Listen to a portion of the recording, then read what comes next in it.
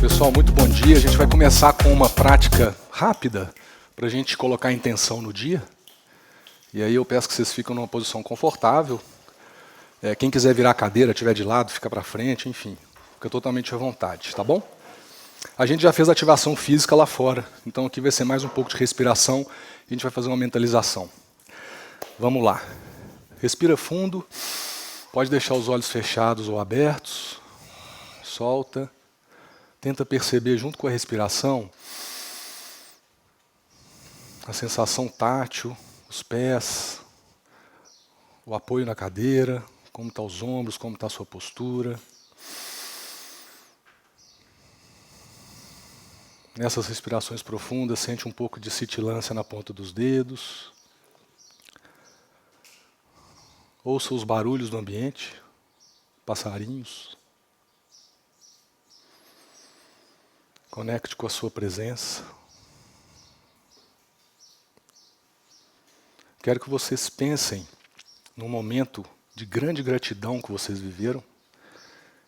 Um momento importante, forte.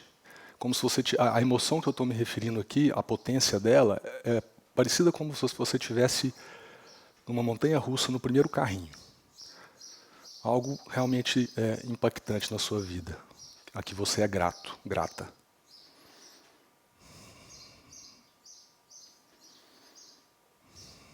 Pode ser uma coisa, mais de uma.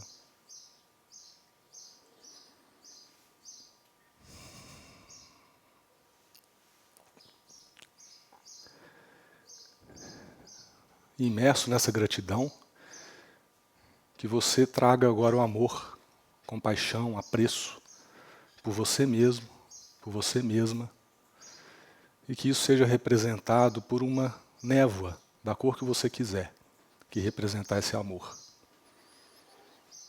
E a partir desse amor próprio, você vai expandindo essa névoa, e ela vai englobar as pessoas ao seu entorno. E ela vai expandindo mais. Ela engloba essa casa, essa cidade, esse estado, todo o Brasil. E ela vai expandindo amor por todo o mundo. Américas, Oceania, Ásia, África, Europa, Terra. Imagine o planeta Terra coberto por essa névoa de amor, de compaixão, de apreço. E que isso se expanda para o universo inteiro. E munidos desse amor, que a gente possa trazer alguma coisa para a gente perdoar, para a gente exercer o poder do perdão. Seja de nós mesmos, seja por alguém. Que a gente traga esse perdão e se liberte desse rancor.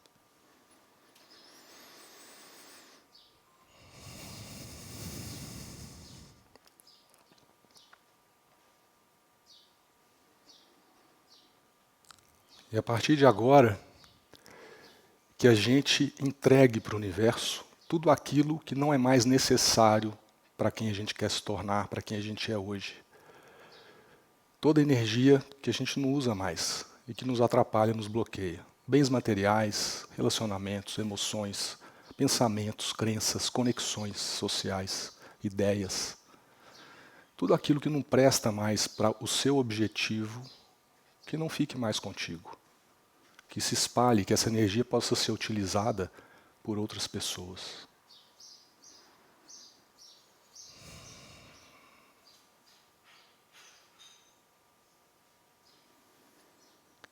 E agora, que a gente traga toda a nossa vontade, tudo que a gente precisa para se tornar quem nós queremos nos tornar e quem somos. Tragamos essa energia, que a gente possa trazer tudo que traga mais habilidades, competências, emoções positivas, crenças positivas, pensamentos positivos, conexões sociais, aprendizados, bens materiais, conexão com a abundância, em todos os seus níveis. Que a gente se entregue a isso, receba e flua nesse processo. Então, que a gente plante a nossa intenção para o dia, para esse dia tão importante de pausa, de reflexão, de autocuidado, cuja minha intenção é que possamos sair daqui melhores do que entramos. Que de alguma forma isso transforme a nossa vida para melhor. E que uma vez a gente estando melhor, aqueles em volta de nós também podem melhorar. Podem abrir os olhos. Se alguém quiser falar alguma coisa, fiquem à vontade.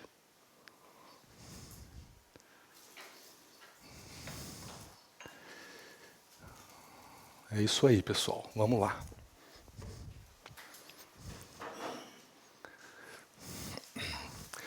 A gente acredita que cada um é cada um. Cada pessoa no universo é único, capaz de trazer o seu potencial criativo para o bem da humanidade. E isso se mostra, né, no protagonismo individual que cada pessoa pode trazer no mundo. E que a gente flutuando nesse protagonismo, a gente pode ajudar o mundo a se tornar um lugar melhor, em vez de ficarmos à deriva das circunstâncias. A gente também acredita que, ao mesmo tempo que a gente é único e individual, nós fazemos parte de um grupo, de um todo, e que temos influências e somos influenciados por esse grupo, e que isso é fundamental para a nossa longevidade, para a nossa saúde. Trago aqui para vocês um livro muito interessante que prova isso de forma científica, que eu recomendo todos lerem. É um médico, epidemiologista, e um cientista social, que fizeram vários estudos, tem vários papers publicados, e traz realmente os impactos tão fascinantes das conexões sociais, das influências entre nós. Nós acreditamos e aprendemos com a neurociência que nós criamos a nossa realidade. Que o nosso cérebro ele busca e filtra padrões externos que se assemelhem com o modo como vemos e focamos a nossa atenção no mundo. De forma que a todo momento, mesmo que a gente não perceba, a gente está tentando confirmar quem a gente já é, o que a gente já acredita. E se a gente não percebe isso, a gente vive refém disso e não evolui. A partir do momento que a gente entende isso e pratica essa ampliação de consciência, a gente consegue se libertar e evoluir melhor. Esse slide é de um TED Talk que eu mandei para vocês no grupo, do Jerônimo Telmi. Tem uma história muito bacana, quem não viu depois veja. E ele dá o exemplo e fala, né? O que eu vejo eu crio, o que eu crio eu sou. O que eu sou eu faço, o que eu faço eu tenho, o que eu tenho eu vejo. E isso vai girando. A gente acredita que coisas boas acontecem no caminho de quem está no caminho. Quem está parado, a inércia, ela dificilmente vai te ajudar no longo prazo. Não que não tenha momentos de inércia, obviamente temos, mas que servem para a gente se retomar. Esse livro, Mindset, da Carol Dweck, é um livro fantástico, que traz também bastante evidência neurocientífica sobre a mentalidade do crescimento, sobre como você conseguir aprender com os testes, com os erros e os acertos, e estar sempre evoluindo. Estratégia sem tática é o caminho mais lento para a vitória. Adoro essa frase. Tática sem estratégia é o ruído antes da derrota. A gente quer viver mais e melhor. Isso não é nada trivial. Então a gente deve utilizar diferentes plataformas de conhecimento para nos assessorar nesse processo. A gente tem um objetivo, que é viver mais e melhor. Nossa estratégia é transitar e triangular informações validadas de diversos aspectos que possam nos serem úteis. E aí, com isso, é uma diversificada caixa de ferramentas que deve ser individualizada para cada um. Eu trago essa analogia que eu vi num post do Fabiano Molim. É muito difícil você, com um suplemento, tampar todos os furos da saúde que a gente está perdendo ao envelhecer.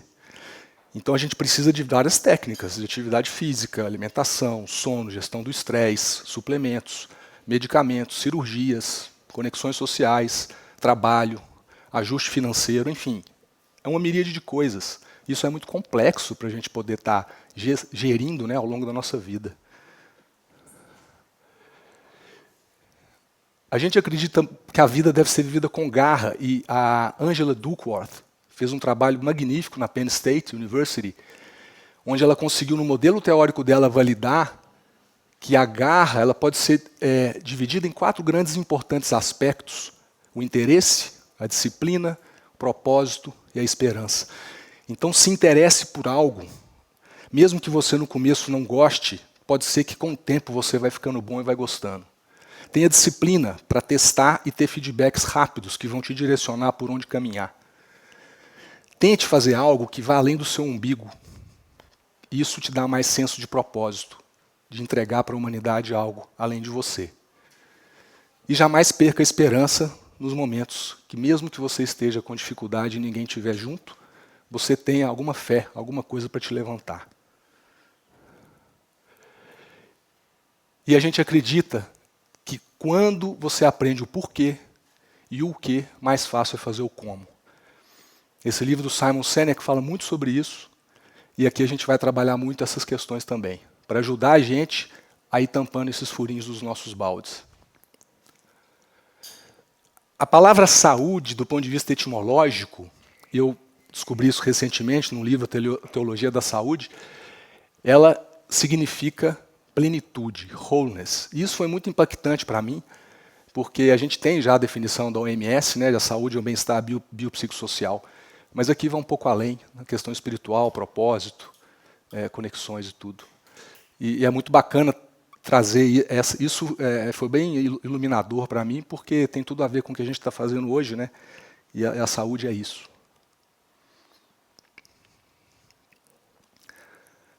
Bom, nos últimos, talvez até o começo do século XX, né, a humanidade era assolada por situações complexas, principalmente relacionadas a doenças infecto-contagiosas, que exigiram que o desenvolvimento científico, médico e de saúde foi mais focado muito na doença. É óbvio que sempre existiram práticas de medicina preventiva milenares, chinesas, indianas, de todos os locais, né? Mas do ponto de vista da nossa história mais recente, é notório, né, o cientificismo médico voltado para a resolução de problemas importantes. Eu considero que a gente viveu no século XX e até recentemente um paradigma da sobrevivência. A gente precisou, antes de dar o próximo passo, que é o que a gente está dando hoje, a gente precisava primeiro sobreviver. E foi isso que, a meu ver, todo o conhecimento, grande parte, né, do que a gente tem hoje como medicina voltada para a doença, ela se prestou e ela é fundamental. Sem ela a gente não estaria aqui. E ela continua sendo fundamental. Porém, ela não mais serve hoje para seres humanos que estão sobrevivendo ao tempo. Ela não mais serve hoje unicamente para fazer com que a gente prospere, evolua e não só sobreviva. E aí é onde entra o conceito, né, do paradigma da saúde, que a gente tem que unir junto com o paradigma da doença. E a gente consegue hoje fazer isso, eu vou mostrar, né, várias informações do porquê, de uma forma que a gente consegue transformar os atendimentos médicos ou de outras áreas da saúde de oficinas para reparar algum problema, que é muito importante, como eu já disse, mas mais que isso, que a gente transforme nossos consultórios de oficinas também para escolas. Então, a educação hoje ela faz parte do processo de saúde. Não tem como a gente entregar e ajudar as pessoas a melhorarem a saúde sem um processo educacional, sem um processo que a gente está fazendo aqui hoje. Existem 4 grandes aspectos, a meu ver, que estão trazendo essa perspectiva atual de revolução, digamos, né, da saúde.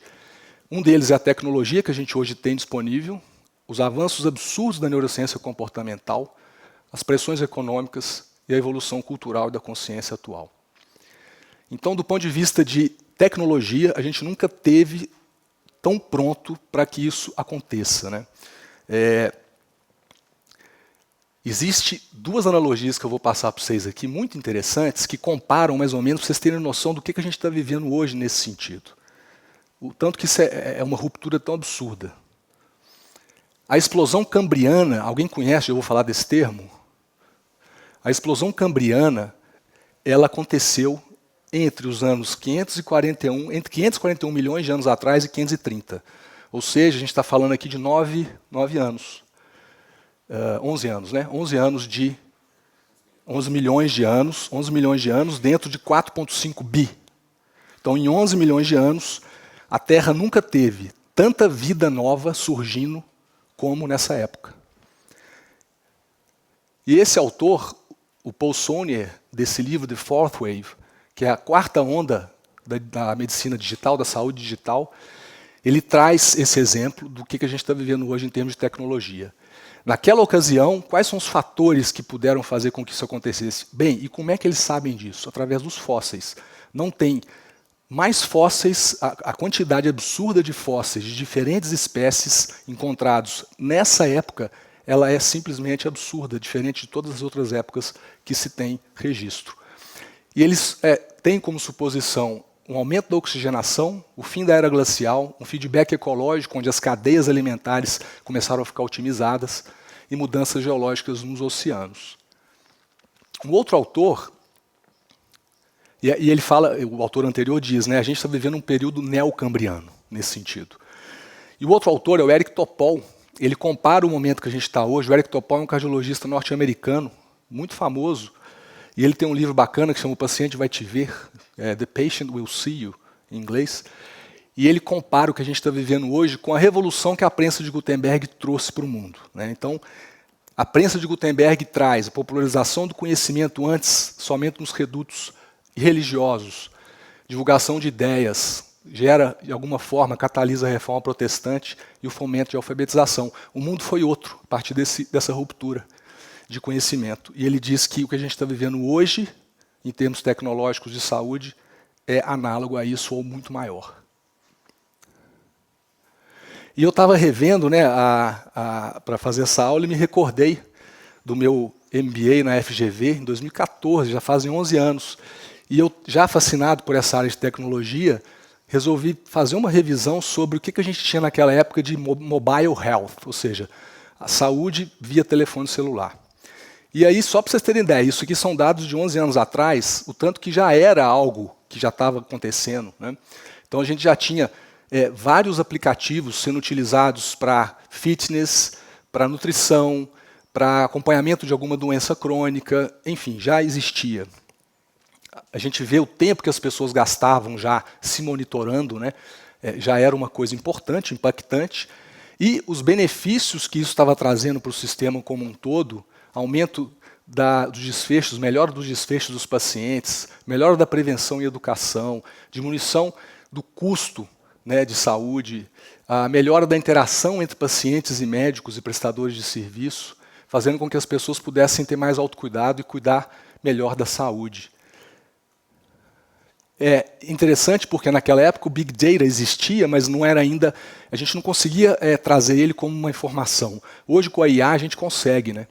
Então a gente tem o Big Data e na IA a gente consegue pulverizar, trazer e fazer com que esses dados se transformem em informação, em algo que a gente vai ser útil para a gente poder tomar decisão. E aqui é a pletora de startups, de empresas em todos os ramos, de genômica, de alimentação, de realidade virtual, monitoramento, telemedicina, enfim, é simplesmente algo gigantesco que a gente está nas nossas mãos aí agora. O segundo aspecto é o crescimento e o desenvolvimento da neurociência de uma forma muito científica e que conseguiu nos ajudar muito a compreender o comportamento humano e como a gente pode fazer para hackear isso e para criar instrumentos que facilitem as mudanças de hábito. Vocês vão ver na aula do Fabiano Molin mais tarde, ele dá uma belíssima aula falando sobre alguns estudos, dá uma cor assim da potência dessas informações e como que isso tem nos ajudado. Não é novidade para ninguém, né? Os custos e o peso que uma população longeva, mas doente, gera para um país, uma nação. E isso, sem dúvida alguma, é um impacto muito importante que está gerando uma necessidade de mudar esse sistema que ele é insustentável. E por fim, né, a questão cultural, como a gente já está falando, vocês são um exemplo vivo disso, estarem aqui hoje, dedicando e investindo tempo e recursos financeiros para isso. Então a gente chega num ponto de convergência muito interessante, que é isso que está acontecendo hoje, e que a gente quer participar, quer estar junto disso. Eu não poderia deixar de trazer para vocês que dentro desse ecossistema que surge, a gente tem novos profissionais que surgem. Um deles é o coach de saúde e bem-estar, que apesar de no Brasil ter o termo coach ele ser visto de uma forma pejorativa, é essa profissão, coach de saúde e bem-estar, bem regulamentada, bem documentada, surge como uma forma de ajudar os usuários desse ecossistema de saúde transitarem entre o sistema. Ele é um navegador que ajuda o paciente a encontrar o seu caminho, a interrelacionar com diversos profissionais. Então, é uma profissão muito interessante, ela já é bem documentada, bem formalizada nos Estados Unidos através do National Board of Health and Wellness Coach. Você tem que fazer uma prova, um curso, não é simples, é complexo, e as pessoas certificadas então conseguem, né, entrar no mercado de trabalho lá. Na Grã-Bretanha, por ser um sistema único de saúde, eles têm já vários, isso já faz parte do sistema deles. Tá? Austrália, Nova Zelândia e Portugal também está bem avançado. A gente está aqui no Brasil tentando fazer isso acontecer, a gente acredita muito nessa ideia e tem muita evidência mostrando. E do que esse profissional bebe, né, para fazer e para atuar no que ele se propõe? É bastante rica e está sempre crescendo essas fontes de informação e de técnicas. Então, dentro da psicologia humanista, ele vai beber de Carl Rogers, do Abraham Maslow. Dentro da psicologia cognitivo-comportamental, ele vai beber de Bandura, do Beck, do Ellis, do Galloway, do Locke. Na psicologia positiva, do Martin Seligman, dentre tantos outros, né? Do Mindfulness, um exemplo como John Kabat-Zinn e tantos outros. Com relação aos modelos de mudança, James Prochaska, Carlos de Clemente como modelo transteórico da mudança. O Ryan Deci também tem um modelo muito interessante sobre motivação e autoeficácia. E a parte de comunicação e motivação, como a comunicação não violenta, entrevista motivacional e escutativa. Aqui eu trago para vocês, para mostrar o impacto disso de forma científica, esse é um compêndio de 2019 mostrando os principais estudos que foram feitos com práticas de coach de saúde e bem-estar. E aqui a gente observa que naquela ocasião foram encontrados ao todo 81 estudos, nas diversas áreas, em câncer, controle de colesterol, de diabetes, doenças cardíacas, controle de hipertensão, obesidade, bem-estar. E o R ali em cima, gente, é de estudos randomizados, estudos de alto nível, que você sorteia um grupo para ser submetido a uma intervenção e o outro grupo não é. E esses estudos mostrando os benefícios dessa prática. E aí eu trago aqui, atualizado hoje, 2023 foi o último compêndio, a gente já está com 435 estudos. Então é uma área realmente extremamente interessante, validada cientificamente e que vai com certeza só aumentar. Eu aproveito para falar para vocês, a gente vai ter a felicidade de ter esse Summit, e agora no fim de novembro, a Dani que capitaneou isso, a Dani vai estar falando aqui daqui a pouco, vamos ter um Summit sobre esse assunto, de 2 dias online, que eu tive o prazer e a honra de participar, vou ter o prazer e a honra de participar numa mesa redonda e num workshop de cardio e saúde. De forma que o Salves, ele vem para surfar essa onda junto com vocês. Ele vem para a gente co-criar esse processo juntos, né? De uma forma onde a gente possa durar, mas também viver. A gente possa ter saúde de viver, ou seja, estar vivendo com prazer, com propósito. Porém, a gente também tem que ter saúde para viver. Então a gente vai ter ferramentas para nos ajudarem. Então o equilíbrio entre isso, a meu ver, é o que permite que a gente tenha vidas que façam mais sentido. E para isso, é muito mais além da saúde física e mental. A saúde física e mental é a base. Mas a gente tem várias outras coisas que nos associam, né, que se associam para nos ajudar no que a gente chama de florescimento humano, que é o que a gente busca, enfim. Felicidade e satisfação com a vida, relacionamentos sociais próximos, significado e propósito, estabilidade financeira e material, caráter e virtude. São todos aspectos fundamentais para o florescimento humano, para uma vida que, de fato, vale a pena ser vivida.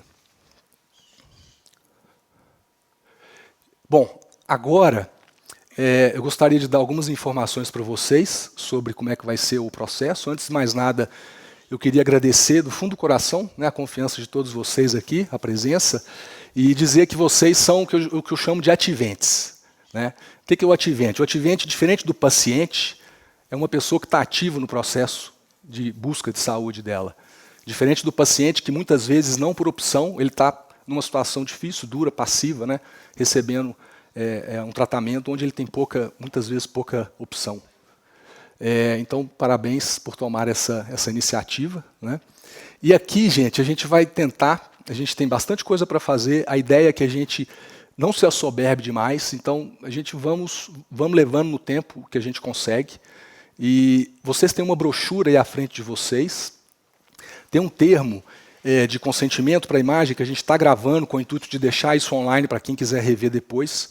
Então, naturalmente, vão aparecer algumas imagens de vocês, é possível que apareça. Então, eu preciso que vocês concordem, né, com essa questão. É muito importante como as coisas vão estar gravadas e a gente pode ter conteúdos sensíveis aqui que vão ser expostos. Né? É muito importante para o processo de melhora da saúde a gente ter essa vulnerabilidade, essa possibilidade de se abrir e de trazer realmente as nossas dificuldades. Só assim a gente consegue melhorar. Então, se em algum momento alguém quiser parar a gravação porque acha que vai falar alguma coisa que não está afim, tudo bem. E depois, com certeza, nas edições a gente vai tirar toda essa parte. A gente tem uma programação, então. Agora eu vou terminar falando um pouquinho mais sobre alguma coisa relacionada a esse processo de saúde e doença. Depois, a Regina, a doutora Regina, que está já aqui com a gente, vai nos dar a honra da sua palestra, da sua prática sobre gestão de estresse. Na sequência, a gente tem a Daniele Calas, que é minha mentora do coaching de saúde e bem-estar, que vai entrar ao vivo, online. Depois a gente tem uma aula gravada com o Fabiano Molim, ele infelizmente não pôde estar presente nem ao vivo, nem presencial, nem ao vivo online, nem presencial. A gente vai ter uma aula que ele gravou que ficou muito bacana. Aí depois disso a gente tem um coffee break. Na sequência do coffee break a gente volta, eu vou dar alguma pinçadinha rápida sobre saúde cardiovascular, que é um tema importante e é o que eu tenho mais domínio. E depois a gente adentra para o processo de práticas que a gente vai ter as vivências da gente desenvolver o nosso processo de melhoria, qual que vai ser o nosso próximo ciclo de melhoria. Aí a gente vai até por volta de 13h nesse processo, vai ser bem dinâmico, bem legal. E aí depois a gente vai para o nosso almoço, voltamos, e aí a gente tem um bloco de 3 aulas sobre nutrição, saúde inflamatória, saúde, a parte de inflamação, saúde intestinal, saúde nutricional, saúde metabólica. A Roberta já está aqui, ela vai nos dar a honra de falar sobre saúde metabólica hoje, à tarde. Depois a Mônica traz para a gente um pouco sobre sono, alguma prática nesse sentido também. E a gente termina no último bloco com saúde ósseo-muscular, onde a gente vai ter o João Paulo, que é um ortopedista, falando a importância da saúde ósseo-muscular. Vamos ter a Júlia falando sobre a importância de você não parar mesmo com dor e como que a gente pode fazer para que isso aconteça. E, por fim, o Diego vai nos brindar com a palestra de finalização, de encerramento, sobre como que a gente pode criar e progredir o nosso processo de atividade física esportiva. A ideia é que a gente possa, em alguns momentos, entre cada bloco, entre cada aula, que vocês acharem interessante, a gente fazer algum exercício de mobilidade, levantar, para a gente treinar um pouco esse processo de não ficar sentado. Né? O sentar não é bom. Ficar muito tempo sentado não é bom para a saúde, é péssimo. Então a ideia é a gente treinar isso um pouco também. Então a gente fazer algum tipo de alongamento e também, ao longo do processo, a gente fazer algumas mini práticas anti-estresse que eu aprendi com a Regina. Para ajudar, para vocês terem essas ferramentas para o dia a dia de vocês. Ok? Eu vou apresentar agora a minha co-host, que é uma honra tê-la aqui com a gente, doutora Lilian Rosinha. Eu tive a honra de reencontrá-la depois de um tempo que a gente não se via e acabamos convergindo para o que a gente está fazendo hoje. Ela é formada pela FAPEMA, com especialização em clínica médica lá e nefrologia na Santa Casa, e fez pós-graduação em MEV pelo Einstein. Ela tem uma trajetória muito interessante que ela autorizou compartilhar, que a ruptura que ela teve para a medicina de estilo de vida veio quando ela se depara com uma situação de saúde difícil, né, com uma doença potencialmente grave, e que ela pode até explicar um pouco, né, para vocês, um depoimento. E agora ela está aqui com a gente, firme e forte, e é muito bom isso. E eu queria tentar não me emocionar tanto. Querida Lilian, admiro sua garra em desbravar o novo paradigma da medicina do estilo de vida. Com você eu aprendo que é possível manter a chama acesa, mesmo nas tempestades, e transformar desafios em luz. Você é um exemplo de resiliência e propósito. Muito obrigado.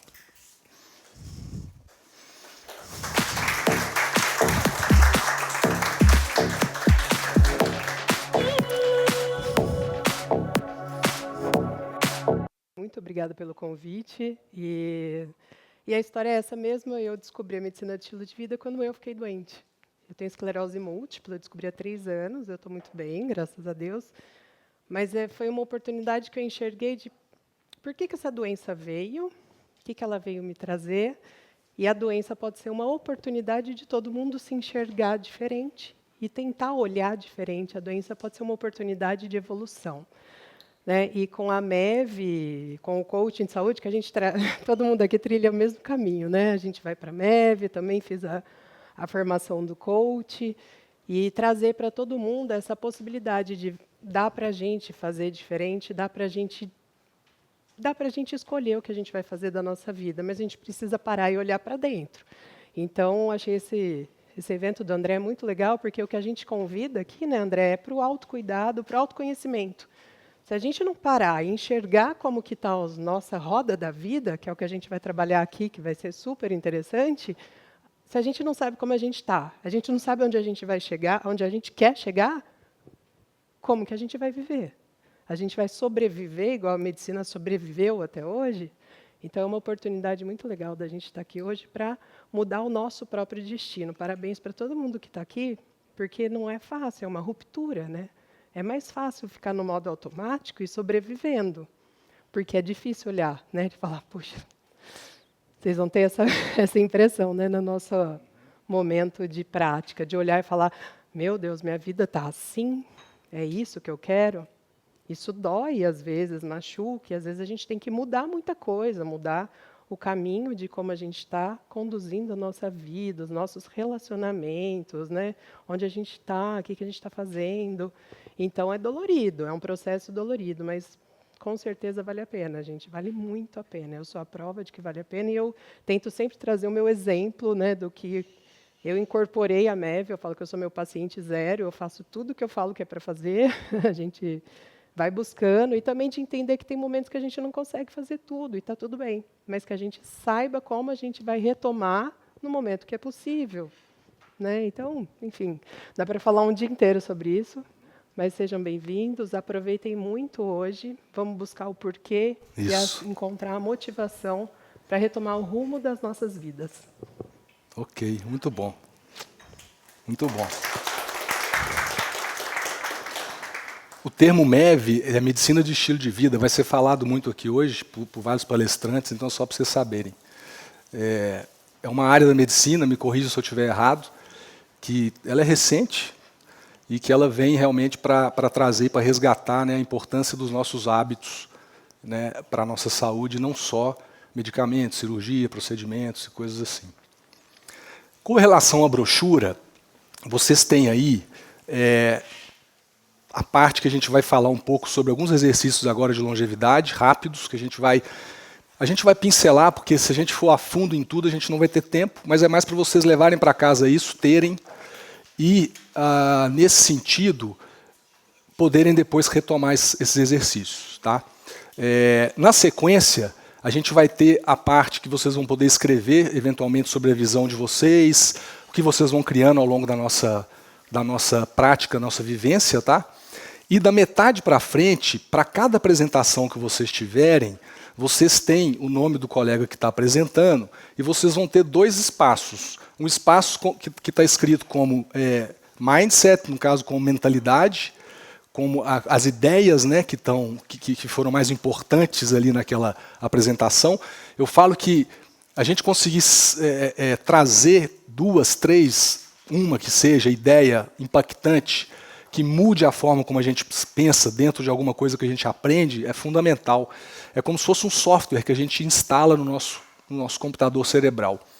E embaixo disso são sistemas de vida, ou seja, você tem uma ideia, um conceito que é importante, que você nunca tinha pensado nisso, ou que agora virou uma coisa legal para você, poxa, eu vou colocar aqui. E embaixo, como é que você vai fazer com essa ideia? Como é que você vai executar essa ideia na sua vida? E aí são os sistemas de vida, que é o hardware, né? Então, é uma forma que a gente tem de exercitar um pouco o cérebro, fique à vontade para escrever ou não e tudo, e é só algo que pode ajudar vocês. Outra coisa bacana que a gente vai fazer, vocês têm essa folha. Cada mesa tem essa folha aqui, tá vendo? Isso. Aqui a gente tem 3 tarefas, 3 missões hoje, no dia inteiro. Vocês vão ler isso aqui, entender as suas missões, e a ideia é que, se todo mundo conseguir fazer essas 3 tarefas, ou seja, 3 tarefas por pessoa, vocês vão ganhar uma estrelinha para cada tarefa que vocês fizerem. Todo mundo fechando, no final vai ter um brinde especial. Vocês vão ganhar um livro autografado da doutora Regina Chamon. Só que tem que ser colaborativo. Ou ganha todo mundo ou não ganha ninguém. Beleza? Deixa eu ver se tem mais alguma outra coisa que faltou. Pessoal online, alguma dúvida? Eu não estou tendo acesso aqui ao chat. Alguma dúvida do pessoal online?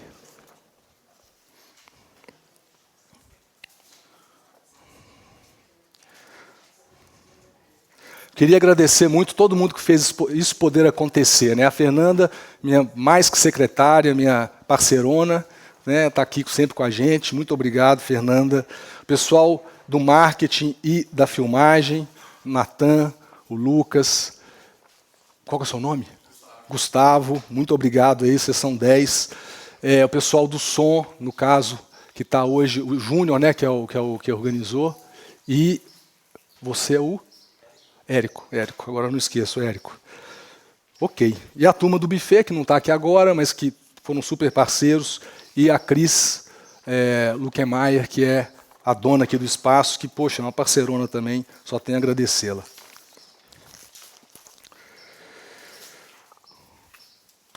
Bom, para a gente poder terminar essa parte, antes da gente pensar, né, em como a gente pode, o que a gente pode fazer para melhorar nossas chances de viver mais e melhor, é fundamental que a gente encontre e entenda quais são os nossos maiores obstáculos.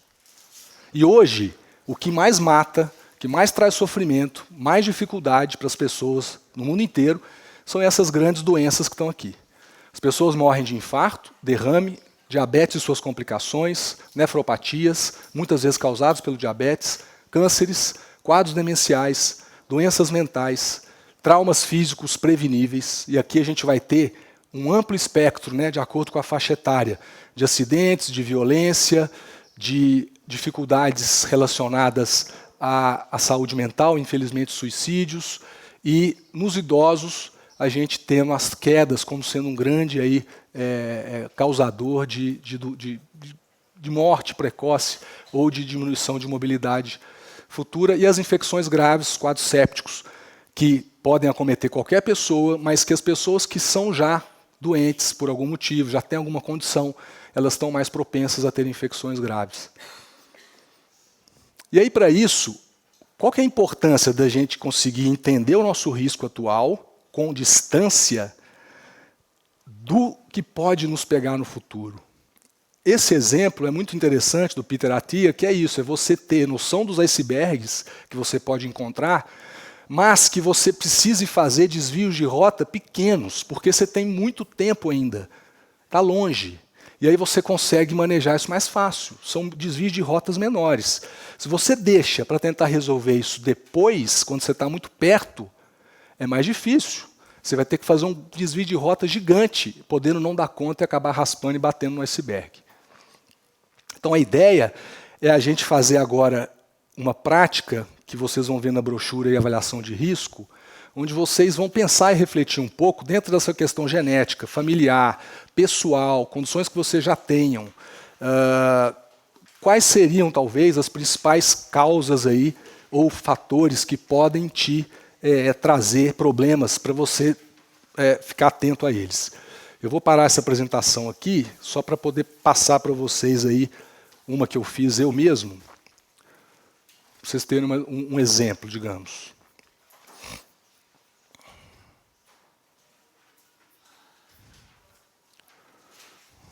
A ideia é que vocês coloquem essas cruzinhas, vocês identifiquem, né, com uma cruz, 1, 2, 3 cruzes,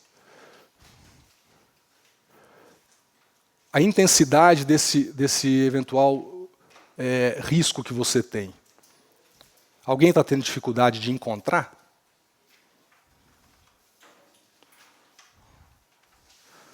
Pessoal de casa, alguma dúvida?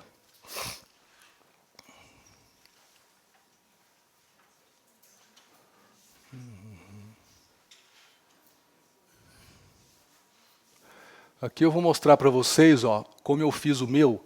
Eu levantei em ordem hierárquica, né, quais seriam os meus principais riscos, o que eu tenho que estar atento. E o que é interessante você entender, assim, o seu risco ele vai impactar tanto no seu tempo de vida quanto no seu tempo de saúde. Né? Tem doenças que elas vão tender a ter um efeito de óbito, né? De uma gravidade maior em termos de óbito. Tem doenças que vão se alastrar durante muito tempo e vão gerar perda de qualidade de vida, né? Então é o tempo de saúde. Então fica aí a ideia para vocês refletirem um pouco sobre isso e trazer um pouco de cor, assim, né? Talvez o que eu poderia estar mais atento, onde eu preciso realmente estar mais atento.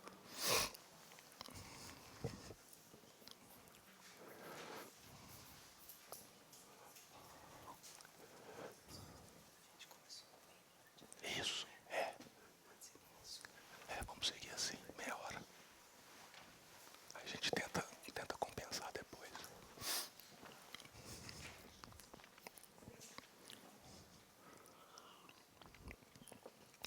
E quem quiser conversar, enfim, fica à vontade, tirar alguma dúvida.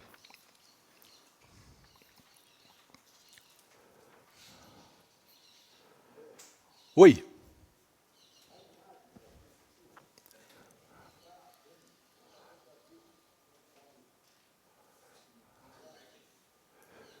Ela tem dificuldade de ver a imagem. Não. Sim. Espera aí que eu vou te mandar então.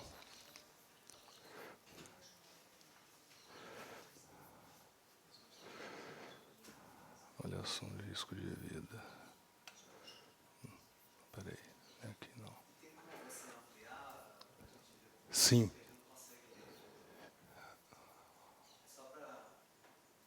Assim está melhor?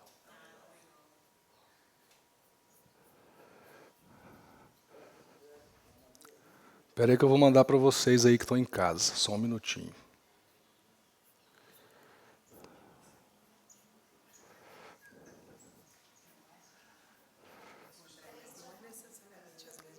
Não. Cada um tem as suas. Cada um tem as suas. Aqui é um exemplo meu.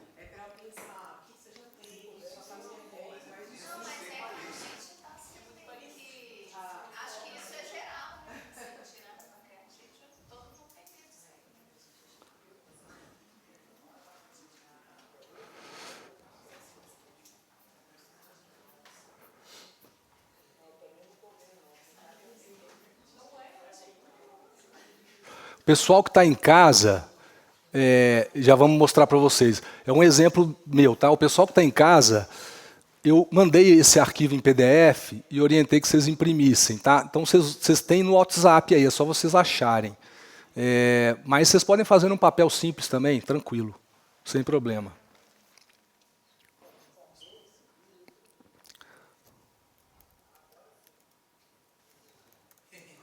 Beleza. Estão vendo agora, né? Ótimo. Perfeito. Esse é um exemplo meu e vocês vão refletindo aí um pouco. Vou dar mais um minutinho e a gente passa para frente. Depois a gente consegue terminar isso em casa. É mais para vocês entenderem como faz e poderem ter isso depois como uma ferramenta.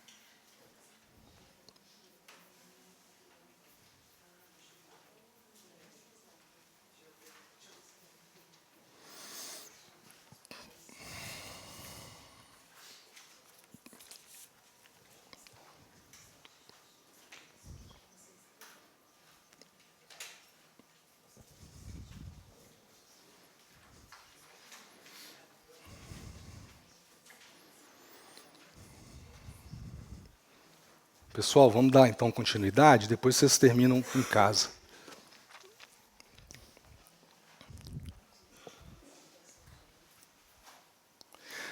Existem mais 2 exercícios que estão aí, que para vocês fazerem depois em casa. Um deles eu acho bem interessante, que ele te coloca em perspectiva como que você vai estar nas suas próximas décadas, né? No sentido de com quem você vai estar convivendo, qual a idade das pessoas mais próximas de você, filhos, netos, parentes, e se você conseguir chegar numa idade mais longeva, quais experiências a mais você vai ter com essas pessoas. Então, um exercício bacana, você coloca, vamos supor, no meu caso, eu estou com quase 50. Então, eu fiz uma simulação. Eu com 60, minha filha Maitê, meu filho Samuel vão estar com tantos anos. Nessa época, eu vou estar vivendo isso com eles. Se eu chegar até 70, eu vou conseguir viver agora isso com eles e talvez os netos cheguem. Se eu chegar a 80, o que mais que eu vou conseguir poder curtir com eles? Se eu chegar aos 90, o que eu vou conseguir curtir se eu tiver saúde? E isso amplia um pouco, né, o porquê que você gostaria de chegar lá. Né? É óbvio que a depender da idade, para aqueles que são nossos exemplos aqui de longevidade, né, que estão acima dos 70, o gap seria a cada 2, 3, 5 anos. Né? Enfim, o que você pode conseguir se você viver mais 5, mais 5, mais 5, enfim. E o outro exercício, que está na sequência, esses exercícios, eu peguei todos deles, do Peter Attia, que é um médico, para quem não conhece, que tem especializado muito na questão de longevidade, de uma forma muito científica, e ele traz esses exercícios no livro dele, eu achei bem bacana. O último é o que ele chama de decátlon centenário. Então, o que você gostaria de estar fazendo quando você estiver mais velho, numa idade mais avançada? Né? Você quer... Por que isso é importante? Gente, a gente tende, do ponto de vista neurológico, a ter muito otimismo futuro sobre o que a gente vai conseguir fazer em todos os aspectos. Porém, a realidade nua e crua é bem mais dura que isso. Então, se você consegue entender, poxa, aos 70 eu gostaria de estar caminhando, fazendo um trekking, nadando, andando de bicicleta, viajando sozinho, levantando minha mala no avião, enfim. Você entende o quanto que você vai precisar de força muscular para desempenhar isso aos 70, 80, e aí você faz uma engenharia reversa. A gente consegue saber em METs, que são um tipo de uma medida que a gente tem de capacidade cardiopulmonar e de força física muscular, a gente consegue entender, poxa, para você conseguir levantar uma mala de 5 quilos e colocar em cima no avião, você precisa de uma força X.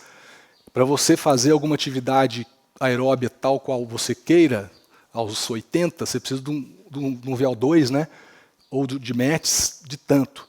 Aí você consegue, então, voltar, considerando que o envelhecimento, a gente perde 1% de capacidade cardiopulmonar por ano e 1% de massa magra por ano, se a gente não fizer nada. Então, para que você chegue lá aos 80, 70, 90, conseguindo fazer o que você quer, você tem que entender o que você tem que ter hoje para, nessa perda devagarzinha que você vai ter, você conseguir chegar lá fazendo. Outra coisa importante, a gente não tem que ter no limite. Por quê? Porque a vida dá uns baques. Então, é provável que em algum momento você tenha uma internação, que você fique acamado durante um período. E isso, você está numa queda devagarzinho, né, de asa delta, de perda de capacidade muscular e respiratória, até que vem uma situação dessa que infelizmente acontece, e você tem uma queda mais pronunciada. Então a gente tem que ter, além do que você precisa para chegar lá, você tem que ter uma reserva. E é isso que é a importância da gente estar fazendo esse exercício para entender o quanto que a gente precisa melhorar de massa magra, de força muscular e de capacidade cardiorrespiratória. Bom, o que a gente pode fazer para evitar aquelas grandes doenças que eu falei que são o que mais nos afligem? Eu criei esse termo desadote, é um acrônimo para facilitar. O que a gente tem que desadotar, né? Para poder evitar que a gente tenha maior sofrimento, doenças e coisas mais graves. D de diabetes, E de estresse, S de sedentarismo, A de idade, em inglês, age. No caso aqui a gente sabe que a idade não tem como mudar, mas é muito notório você ver pessoas da mesma idade com saúde completamente diferentes. Então a gente buscar, né, o que a gente pode fazer para, do ponto de vista epigenético, a gente manifestar mais juventude no nosso dia a dia. Aí tem o outro D com 2, porque é o dislipidemia, que são as alterações de colesterol, e tem várias formas que podem fazer mal. E temos o DNA, que é algo que a princípio foi pensado durante muitos anos que era algo imutável, que a gente nascia com um código genético e ele se pronunciaria independente de qualquer coisa, e que hoje não. Hoje a gente sabe que a epigenética, ou seja, a manifestação de uma potencialidade genética, ela é muito mais impactante e importante do que a genética propriamente dita. O de obesidade, T de tabagismo e H de hipertensão arterial. Então é isso que a gente tem que estar atento. E a maior parte dessas coisas a gente resolve, melhora, não só com medicamento, mas com mudança de hábito e estilo de vida. Que é a próxima parte aqui que a gente vai falar. Espera aí que eu acho que não está no modo de apresentação.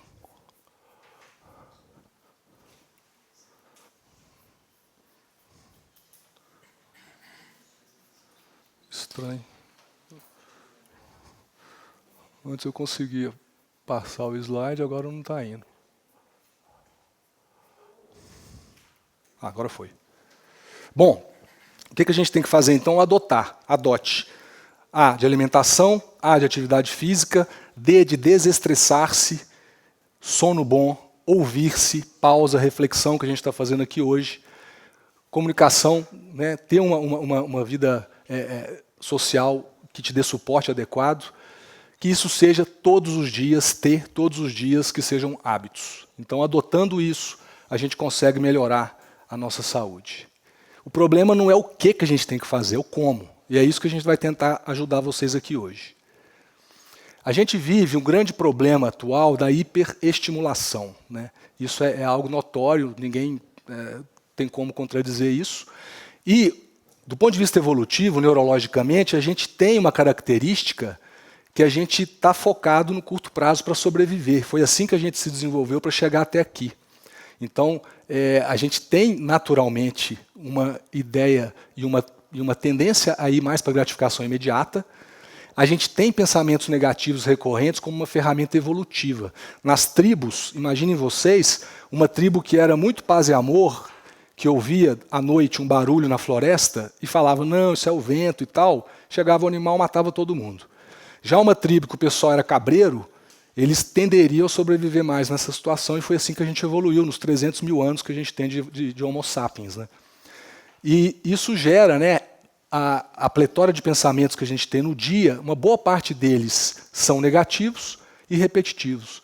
Então a gente está num ambiente hiperestimulado, onde a gente não tem muita pausa, está sempre estimulando o nosso sistema dopaminérgico para gratificação imediata, e a gente tende a ter esses pensamentos recorrentes que faz parte do nosso sistema neurológico.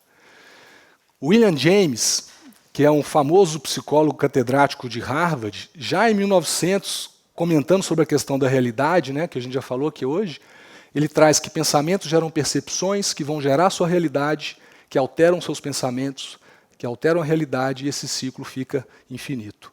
Então é importante que a gente tenha essa pausa que a gente está tendo aqui hoje e que a gente aprenda a viver com os dois cérebros que a gente tem. O cérebro de cá, que é o cérebro límbico, né, o sistema límbico, que é o cérebro da sobrevivência imediata, e o cérebro de lá, que é o cérebro que nos permite e que nos faz seres humanos, né, que permite ações de longo prazo, que é o córtex pré-frontal. E aqui eu vou falar um pouquinho sobre isso que eu achei bem interessante, é uma forma diferente de você enxergar a sua relação com o mundo, como a tecnologia da informação biomolecular, ela é a alma da nossa saúde, da nossa linguagem, do nosso corpo. A saúde ela vai depender, em última análise, das informações que você passa continuamente para o seu corpo, tá? Porque essas informações elas vão gerar moléculas, e essas moléculas vão atuar no seu DNA, fazendo com que o seu DNA produza alguma proteína, alguma outra molécula que vai responder àquele estímulo. Quais são esses estímulos? Todos os estímulos: alimentação, atividade física, estresse, pensamentos ruins. Se você está exposto a estímulos mais adequados, você tende a estar mais saudável. Se você está exposto a estímulos menos adequados, você tende a estar menos saudável. né? Os estímulos são todos, emoções, atividade física, pensamento e crenças, suporte social, sono, alimentação, toxina, termoexposição. E aí você vai filtrar, então, peraí, o que eu quero trazer de informação? O que eu estou informando para o meu corpo quando eu fico sentado o dia inteiro? Que informação é essa que eu estou passando para o meu corpo? Né? Ela faz sentido com o que eu quero ser, com o que eu não quero sofrer? E isso te ajuda a entender melhor o processo. Então, informações conflitantes, tóxicas em excesso, mais doença, mecanismo de sobrevivência. A doença ela serve como uma forma que o corpo está tentando se adaptar àquelas informações conflitantes. Informações equilibradas, em sintonia, você tem altos níveis de bem-estar e vitalidade. E aqui eu vou terminar só falando dois sistemas moduladores fundamentais que fazem com que essas informações, esses estímulos, de fato, gerem aquelas mudanças moleculares. E são dois sistemas que a gente consegue modular isso. Tá? É o sistema nervoso parasimpático e simpático, é o sistema nervoso autônomo, onde, quando a gente está numa situação de ativação simpática pronunciada, e hoje a gente está assim, hoje é o padrão. Né? O padrão hoje da sociedade é estar com o simpático ativado full time. Se a gente está assim, a gente vai estar mandando informações para o corpo que a gente está precisando sobreviver o tempo inteiro.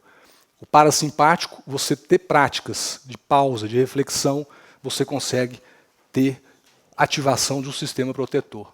E o outro eixo é o eixo hipotálamo, hipófise adrenal, produção de corticoide, também um hormônio importante, né, adrenalina, noradrenalina e corticoide, que vai fazer com que você também inflame mais, se adoente mais, vai te ajudar a sobreviver. Mas a gente tem que entender que nem sempre a gente está sobrevivendo, né? A gente tem que também viver. Acho que é isso, pessoal. Terminando aqui, quando a gente consegue melhorar essas informações, a gente tem a opção de enquadrar a nossa curva de longevidade. O que é isso? Em cima aqui, ó, é o tempo de saúde. Embaixo é o tempo de vida. Você nasce, você morre. Enquanto você vive, você vai aumentando sua saúde. E aí você vai lenta e gradualmente perdendo a saúde. E a gente conseguiu, na medicina, fazer com que, em vez de você morrer aqui, a gente conseguiu ganhar um pouco aqui, mas com pouca saúde. A ideia é que a gente aumente a nossa saúde para que a gente viva mais tempo com muita saúde. E a gente venha falecer próximo de quando a gente começa a ficar muito doente. É óbvio que é uma teoria, uma ideia, mas faz sentido. Lembrando que hoje ainda, a gente mesmo fazendo isso, a gente não vai ganhar anos, grandes anos de vida. A gente ganha alguns anos, mas o que a gente vai mais ganhar é qualidade de vida. Alguma dúvida? O pessoal de casa quer falar alguma coisa?